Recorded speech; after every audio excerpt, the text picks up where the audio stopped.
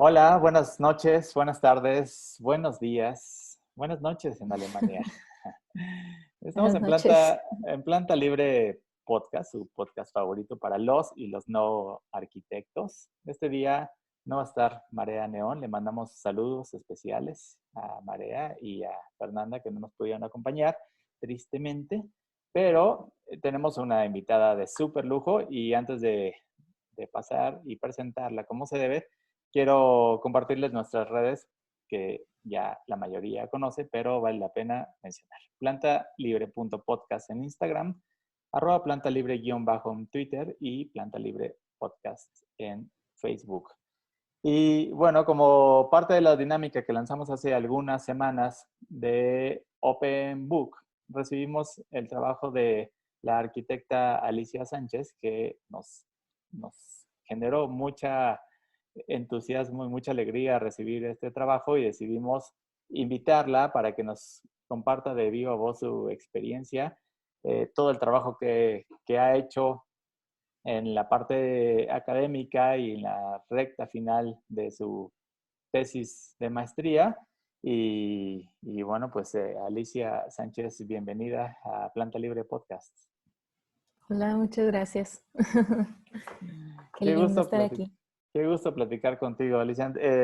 Eres arquitecta egresada de la Universidad de Nuevo León Sí. y actualmente estás en una ciudad que se adelanta 7 horas a la Ciudad de México. Platícanos en dónde te encuentras.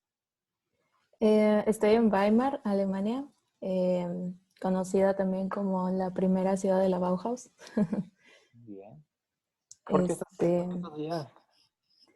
Estoy estudiando una maestría en urbanismo, o bueno, más ya estoy acabando, pero a eso vine aquí. Ok, cuéntanos, ¿cómo fue que llegaste? O sea, por qué Weimar? O sea, entiendo, terminas la carrera de arquitectura, ves algunas opciones, ¿no? Y de repente digo, a ver, Weimar, de entrada yo debo aceptar que no sabía que fuera una universidad que estuviera vigente. Por supuesto que está en el corazón de todos los arquitectos, ¿no? Por haber cumplido hace un par de Ya años, más o de 100 sí, años. cumplió 100 años, hace en el 19, Ujú. si no me falla, ¿no? Sí, sí. Entonces, pues seguimos su historia, ha tenido un gran impacto en la humanidad, no solamente en la arquitectura, sino en muchas artes, en muchas disciplinas. Pero, a ver, platícame porque a mí me interesa mucho saber por qué elegiste esa universidad y cómo está la cosa. Pues yo acabé de estudiar arquitectura en el 2016, ya hace unos años, y me dediqué a arquitectura propiamente por unos años, pero realmente nunca es lo que me vi haciendo. Este, yo siempre tuve un gusto por el urbanismo, ya sea por la escala o por las otras maneras de abordar la ciudad. Entonces, yo siempre supe que quería hacer eso, pero en Monterrey realmente no hay mucha como oferta laboral en urbanismo, ni siquiera de pasantías o algo así. Ujú. Entonces, yo sentía que lo que me tocaba hacer era estudiarlo y pues empecé a ver mis opciones y nunca estuve cerrada a estudiar en el extranjero. Al contrario, siempre me había llamado mucho la atención como el viajar y el explorar otros entornos y otras culturas. Y yo ya había tenido un acercamiento con Alemania antes y me dediqué a buscar universidades en Alemania y para mi sorpresa la Bauhaus estaba abierta. Yo también pensé que estaba cerrada, que Disculpe, ya no la existía cerramos por la Segunda Guerra Mundial. temporalmente. Pero sí, ya lleva varios años abierta. Y pues como arquitecto te llama muchísimo la atención que esta universidad esté abierta. Y tenía también oportunidades de estudiar en inglés aquí, entonces pues me decidí a aplicar. Ok. Pero no es la universidad que todos conocen, o el edificio icónico de la Bauhaus, Ujú. es el primero. Entonces, no es el que está el modernista ni nada, es el amarillito. Sí, sí, sí, sí, ahorita proyecto algunas imágenes, pero vaya, es un edificio que tiene ya 105 años o tal vez un Sí, poco sí. más, ¿no? O sea, qué interesante estar pisando sitios tan históricos, ¿no? Con tanta Ujú. carga cultural que tiene Sí. ahí. Una mexicana estudiando urbanismo, haciendo una maestría, ¿y de qué se trata? ¿De qué se trata la maestría? La maestría Tu tiene un tema. nombre muy largo. Ujú. Es como, si lo hago en español, es diseño y, mm, bueno, en inglés es Integrated Urban Development and Design. Pues es más como un diseño íntegro, no, como más integral Integral. Ujú. del urbanismo. Em, y pues la verdad no me, ¿cómo le puedo decir? Porque hay varias maestrías en urbanismo en la Bauhaus. Y hay una que es en específico como de diseño urbano y así. Y no me aventé esas porque pues son en alemán. Pero sí me llaman mucho la atención. Y aquí estoy aquí, se ven interesantes. Pero esto es más como de planificación y de cómo verlo de una forma integral. Y realmente a mí lo que siempre me ha llamado la atención desde que estudié arquitectura y que aquí veo la posibilidad de que sí se puede hacer es como la investigación urbana. Y es básicamente lo que más me ha llamado la atención, el estar aquí. Oye, Alicia, Aunque, sí, no, adelante. ay, perdón. No, como un dato muy curioso. Ahorita la universidad tiene varias carreras y varias maestrías y no se cierra simplemente a arquitectura. O sea, tienen ingenierías, tienen em, tanto ingeniería civil como ingeniería digital y así. Y muchas de esas personas no saben qué es la Bauhaus. Y es muy Wow. interesante, ajá, es muy interesante ver que para ellos es como una universidad normal o como cualquiera. Pero sí, muchas personas que estudian en la Bauhaus no saben la historia de la Bauhaus. Wow, increíble. Oye, y estás terminando ya la tesis, estás a unas horas prácticamente de presentar la tesis. Platícanos y aprovechamos como ensayo de qué se trata tu tesis, cuál es el tema, cómo lo abordaste y por qué también. Ujú. Pues como decía, a mí siempre me ha gustado la investigación más que el diseño o la planificación urbana. Y yo quería abordar el tema de la violencia de género en México, que es un problema muy grande que está pasando en todo el país ahora. Y bueno, que no es algo nuevo, pero que se ha estado casi prolongando y mutando, ¿no? En diferentes lados. Pero yo quería investigar ese tema y quería poner también a la ciudad mm, como un participante activo de la violencia de género y quería poner la pregunta de qué es lo que hace al espacio público peligroso para las mujeres. Entonces, el tema de mi tesis es básicamente eso, el investigar qué es o cuáles son los factores, ya sea sociales o físicos en un espacio o factores culturales que hacen que las mujeres no nos sintamos seguras en el espacio público.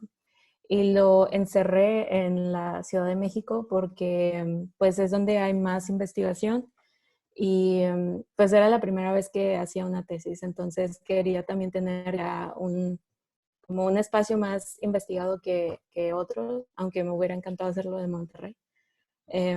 Pero sí, o sea, esa básicamente es mi tesis, Ok. esa pregunta. Oye, y contrastando un poco, ¿cómo te sientes tú en el espacio público en estos últimos 2 años que has estado allá? No sé, tal vez si has viajado a otras ciudades o propiamente en el campus o en tus recorridos día a día, Ujú, ¿sientes una gran diferencia en en la seguridad en tus traslados?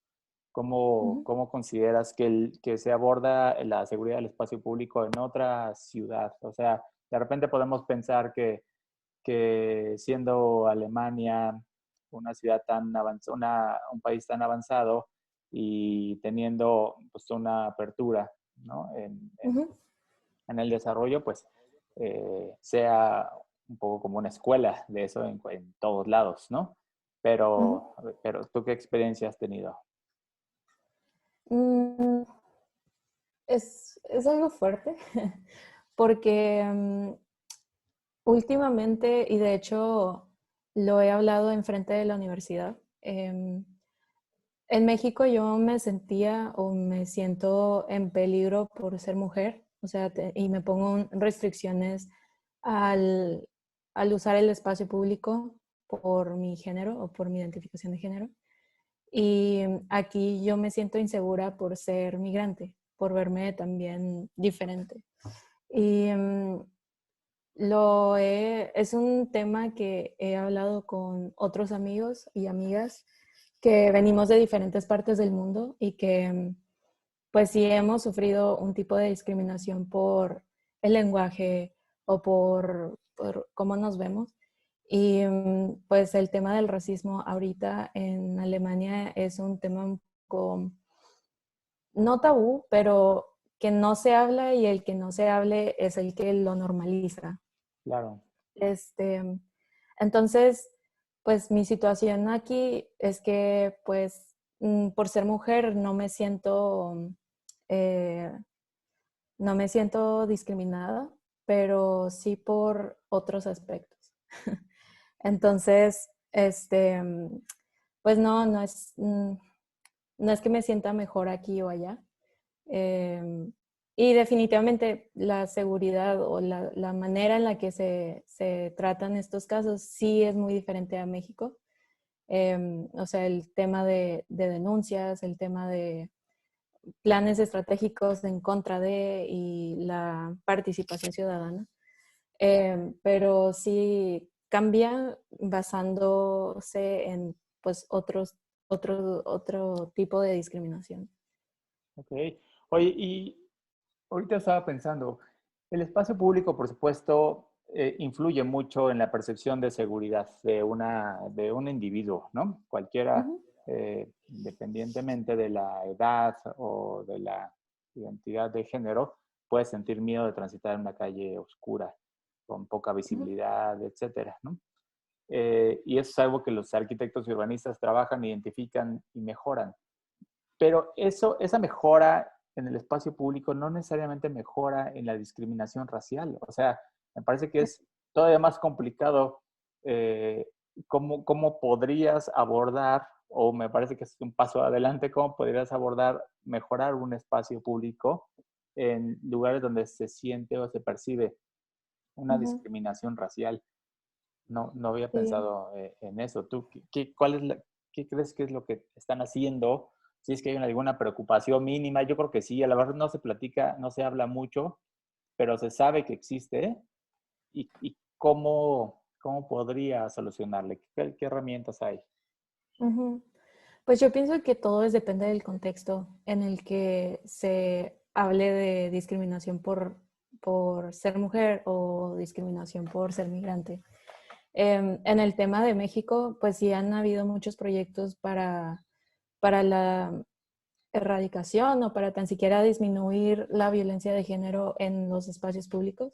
Hay un proyecto que se llama Camina Segura en la Ciudad de México que, bueno, se basa básicamente en mejorar el aspecto de un espacio público y hasta ahora creo que ha dado un poco de como resultados, pero es porque la, ¿cómo lo puedo decir? O sea, hay mujeres en todos lados, entonces si se mejora ese espacio, se mejora para todos. Y en el caso de una mejora para evitar o para erradicar la discriminación racial, es diferente porque normalmente se segrega a estos grupos en diferentes partes de la ciudad nada más.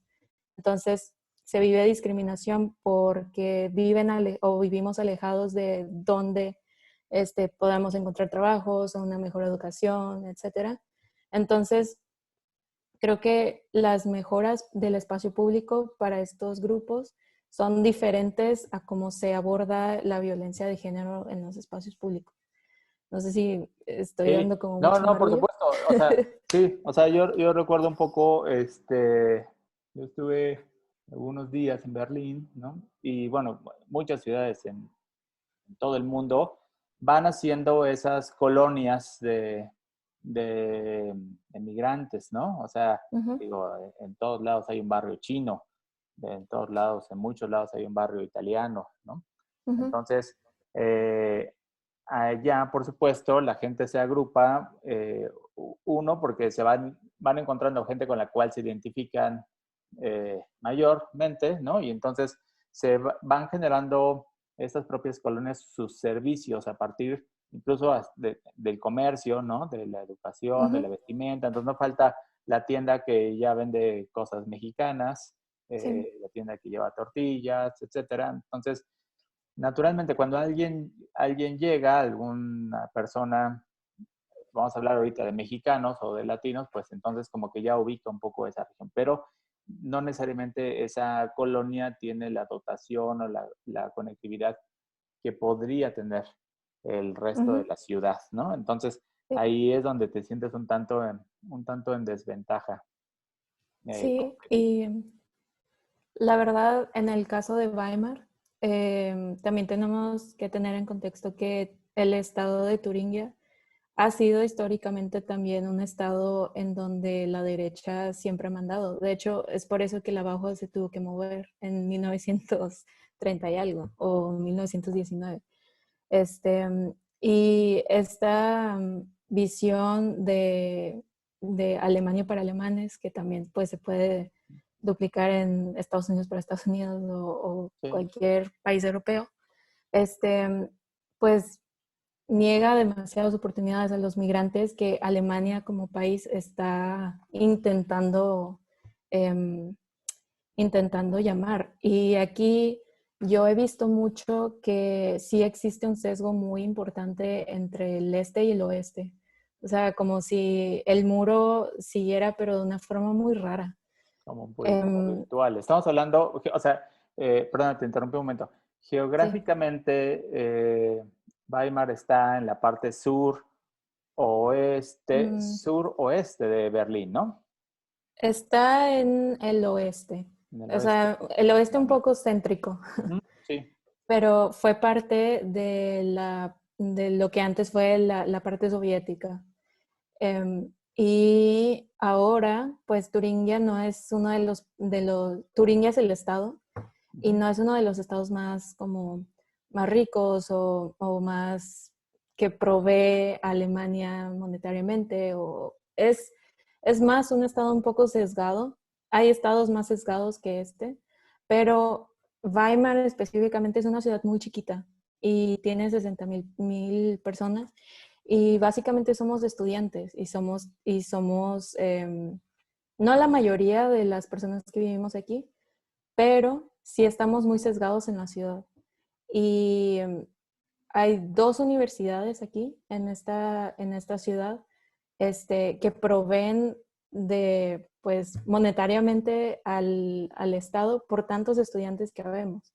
ujú, Entonces, em, en esta ciudad tan chica, se puede ver bien claro la segregación de personas. O sea, las personas más ricas pues viven en el centro, las personas que viven del estado, que tienen departamentos bien chiquitos, pero proveídos por el estado, viven en la periferia, si se puede llamar así.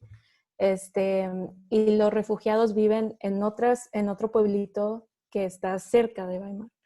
Entonces, a mí me da mucha tristeza, pero se puede ver muy claramente cómo está sesgada esta ciudad. Y también, pues, se puede ver que la institución que provee al Estado con tantos estudiantes no nos protege como debería de protegernos.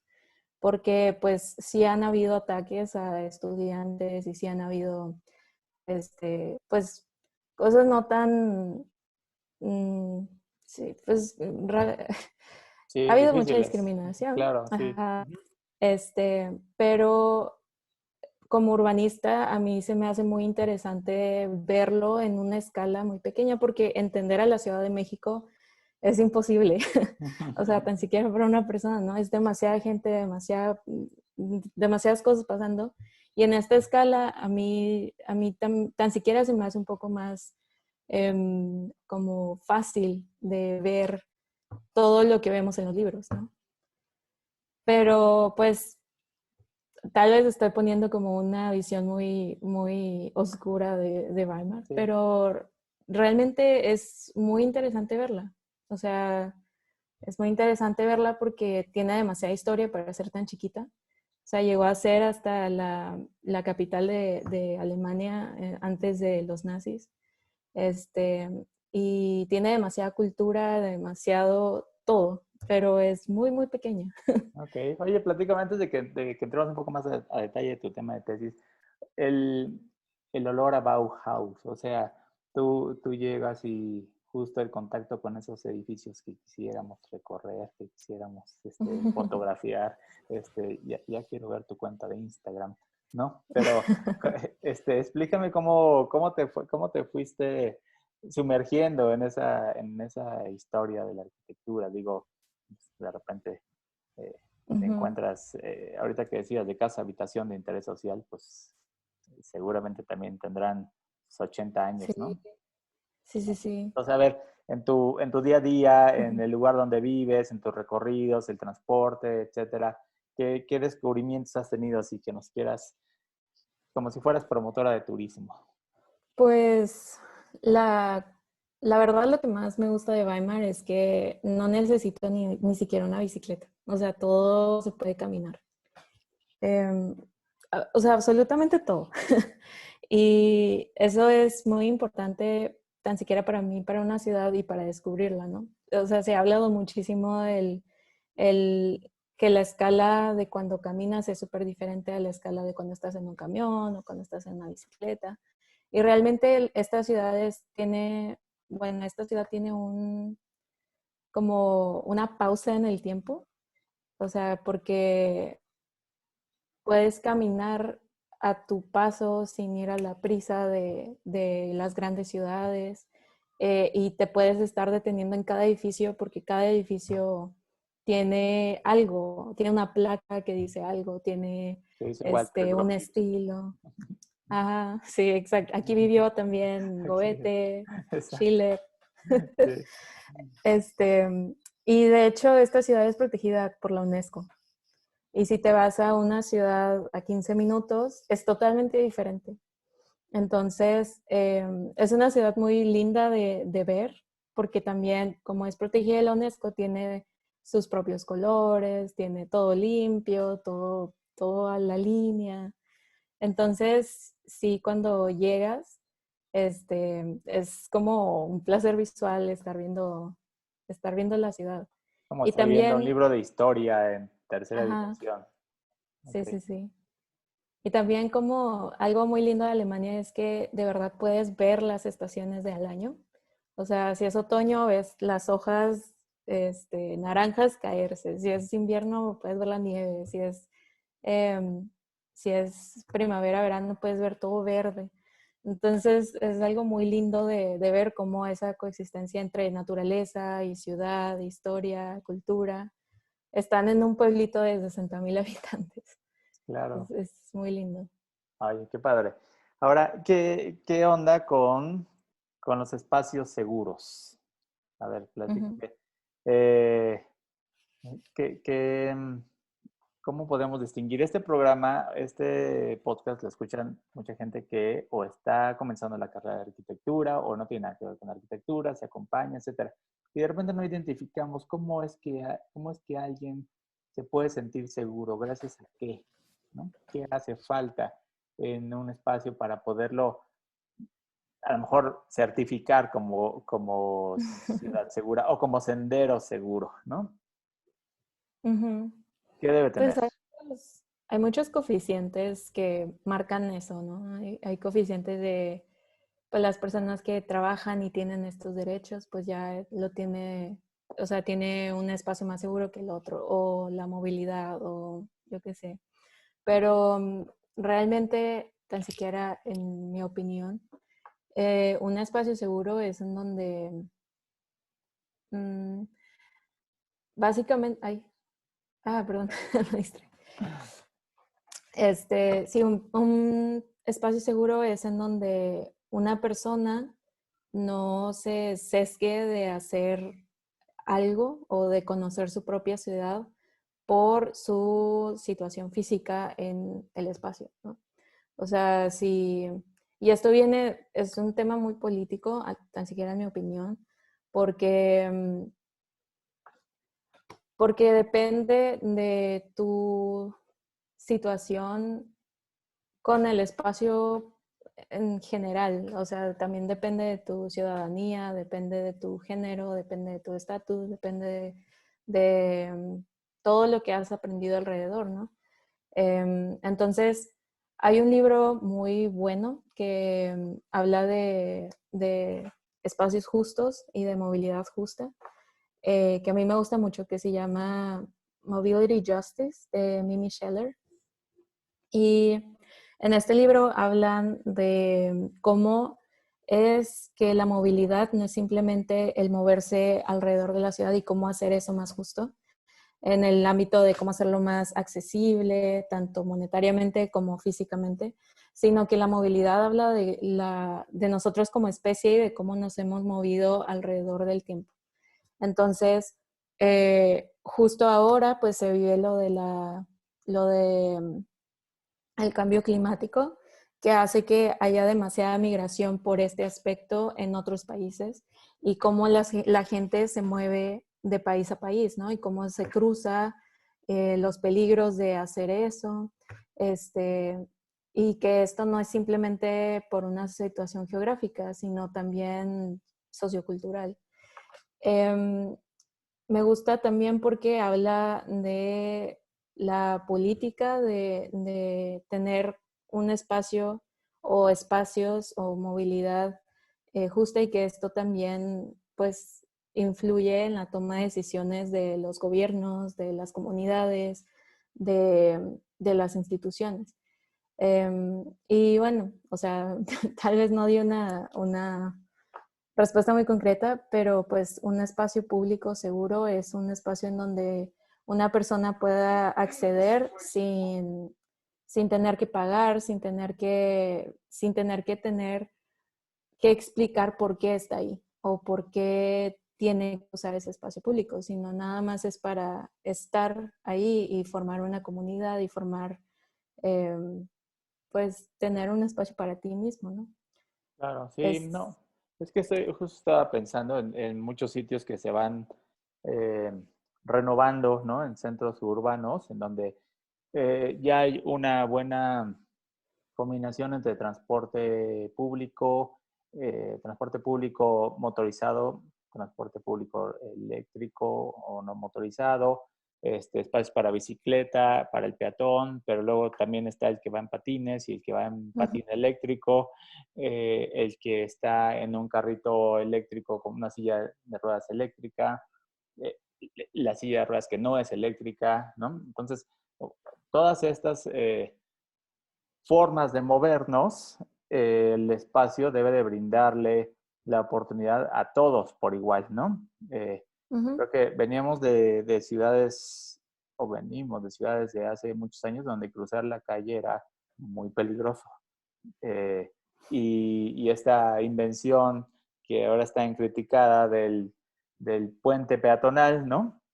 En ujú, donde le da preferencia al vehículo motorizado para que sea el que no se mueva, el que avance, el que no se frene, y la persona ujú, es la que tiene que subir las escaleras para brincar la calle, ¿no? Y entonces ahí ya está haciendo una sí. segregación, porque alguien que tenga muletas o que tenga silla de ruedas o un adulto mayor que le cuesta trabajo porque tiene un bastón, o una persona que no ve bien, pues se enfrenta a esa barrera física que es simplemente cruzar una calle, ¿no?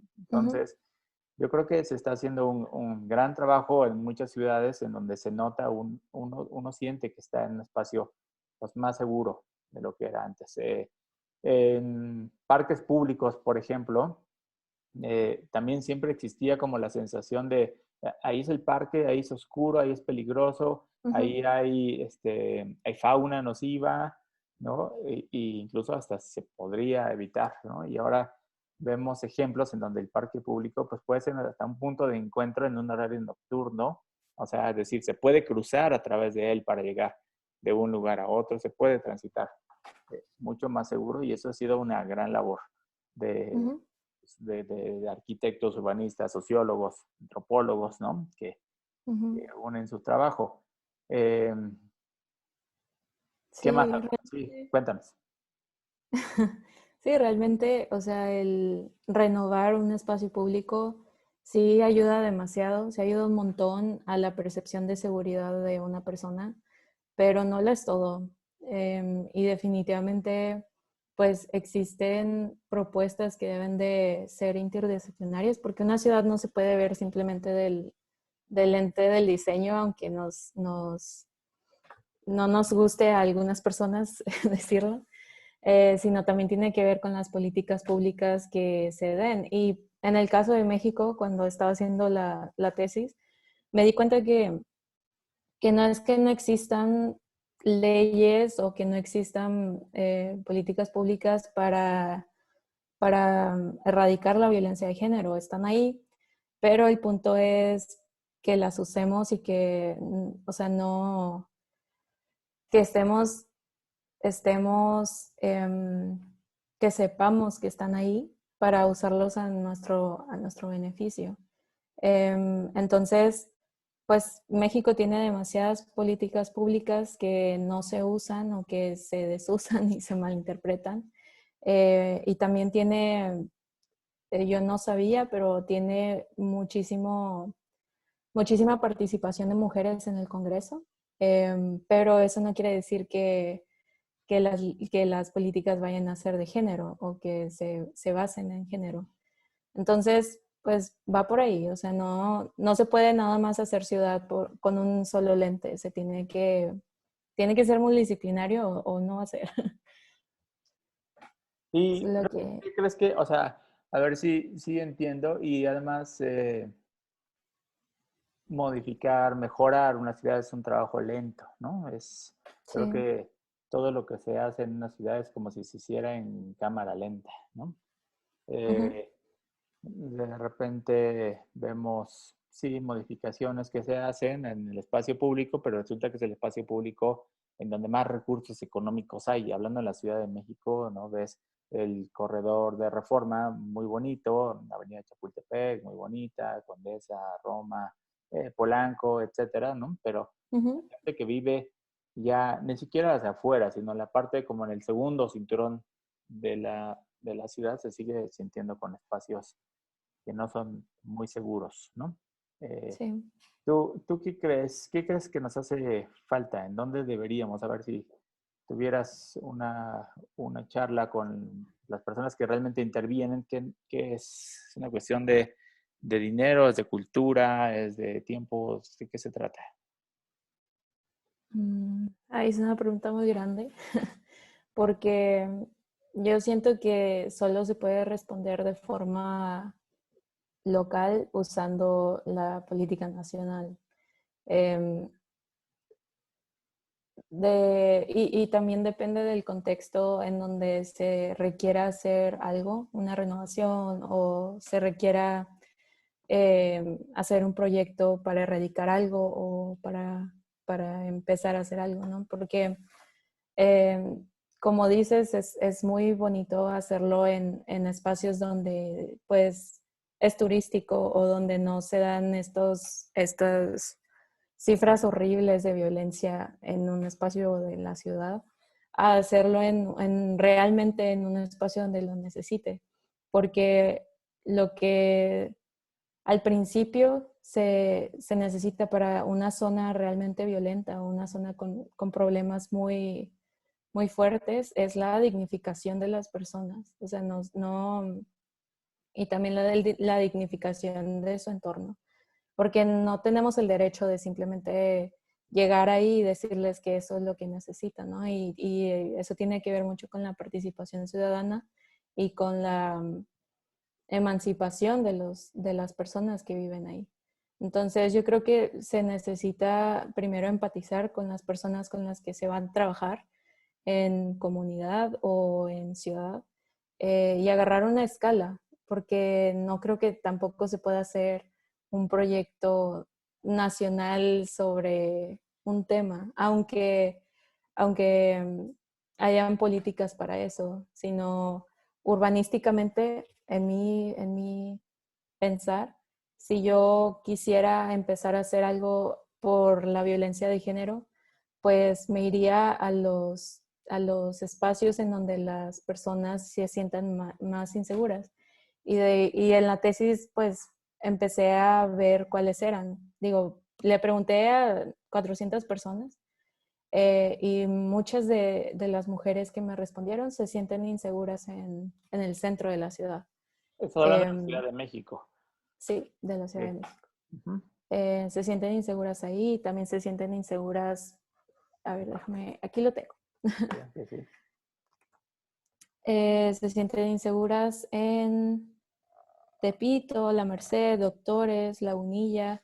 Son todas estas zonas que las personas tienen un sesgo, que son peligrosas, pero tienen un sesgo por una razón, ¿no? Y supongo, no creo que no haya ningún proyecto para tan siquiera embellecer a la ciudad, ya que esto está muy de moda. Ujú. Este, pero digo, yo empezaría por la gente y la dignificación de su lugar, porque ellos han vivido y ellas han vivido más en ese tiempo que nosotros y nosotras.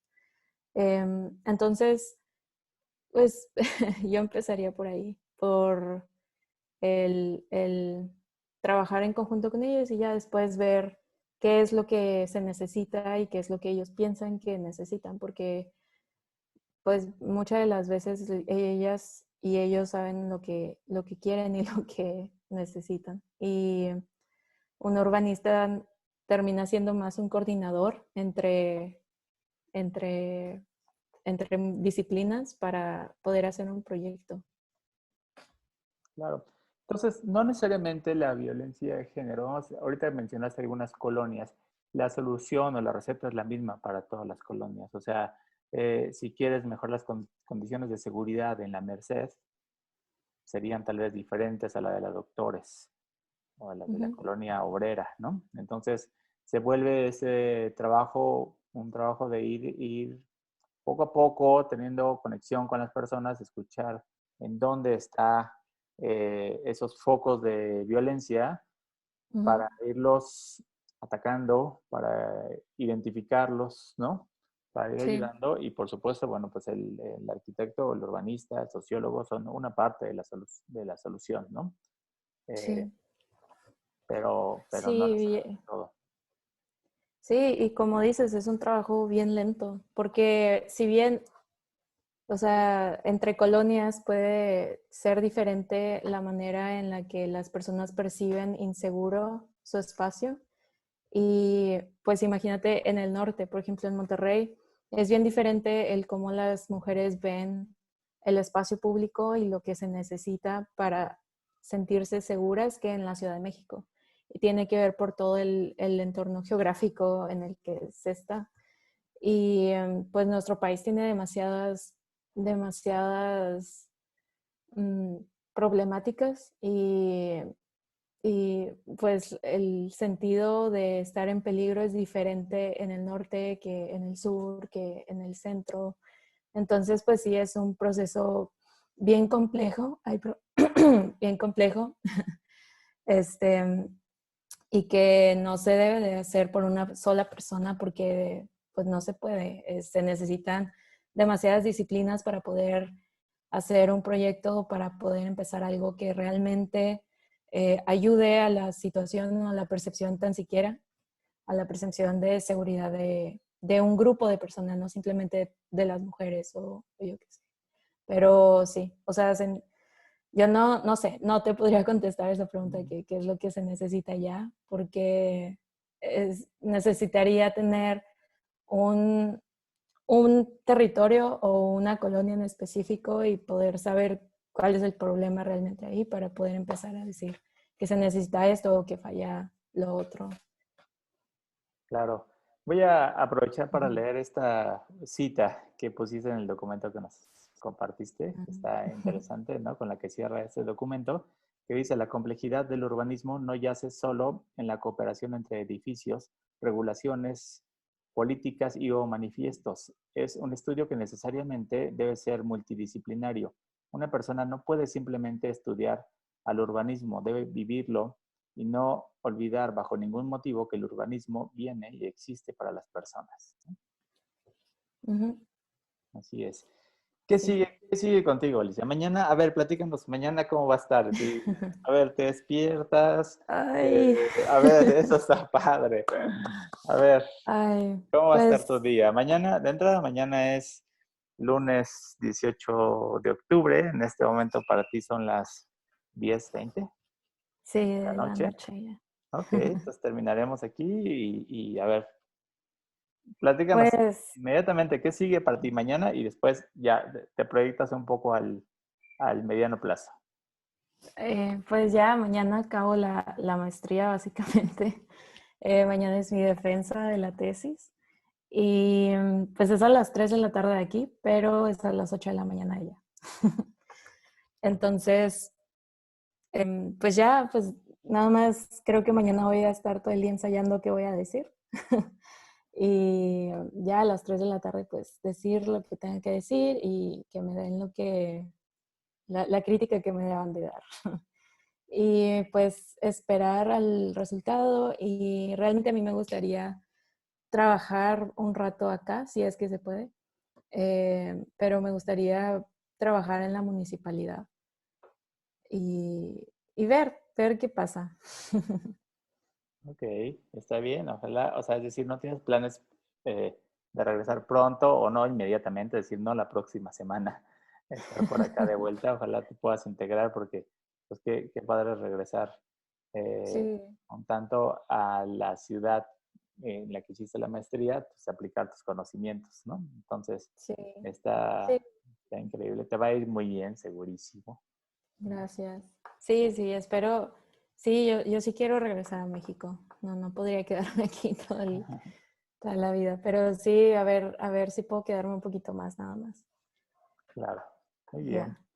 Qué bueno, Muchas Alicia. Pues, gracias. no, hombre, por supuesto que de parte del equipo de Planta Libre y la gente que nos escucha en el futuro, pues estaremos mandando todas las buenas vibras para ese día tan importante que es mañana. Gracias. Siempre ese día es como importantísimo, es un día en donde sueñas mucho con que llegue ese momento, ¿no? Sueñas mucho pensando en cómo va a ser, si se va a ir la luz, si ahí no hay pierde, Ay, de que no no. exista transporte porque vas a llegar caminando, ¿no?